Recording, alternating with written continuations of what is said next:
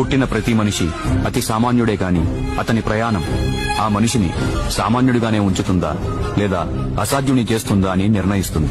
చరిత్ర సృష్టించేవారు కొందరు, చరిత్రలో నిలిచేవారు కొందరు, చరిత్ర రాసేవారు కొందరు. అయితే ఎన్ని చరిత్రలున్నా వాటన్నిటినీ తిరగరాసిన వాడు ఒక్కడే. తన తండ్రి మరణం తన ప్రయాణం నుంచి పక్కకు లాగింది.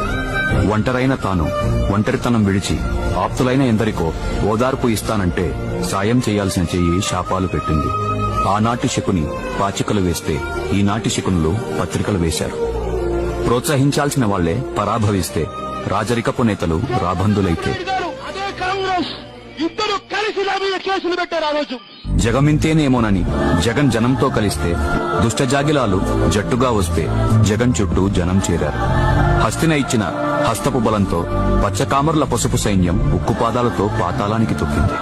వారి దర్భం ఈ ధీరుణ్ణి దాసుని చెయ్యాలనుకుంటే విజయమ్మ బిడ్డ పడుతున్న బాధ చూసి ప్రతి అమ్మ తన బిడ్డ బాధేమో అని తల్లడిల్లింది. తల్లడిల్లిన ప్రతి గుండె తోడ్పాటు ఇచ్చింది. ఈ నిస్వార్థపు నాయకుడికి నిరాజనాలు పట్టింది. పాతాలపు కోటల్ని పాదాలతో బద్దలు కొట్టి జనాలు తమ భుజాలను మెట్లగా చేసి మేరునగ ధీరుడి ముద్దుల బిడ్డను పర్వత శిఖరానికి చేర్చింది.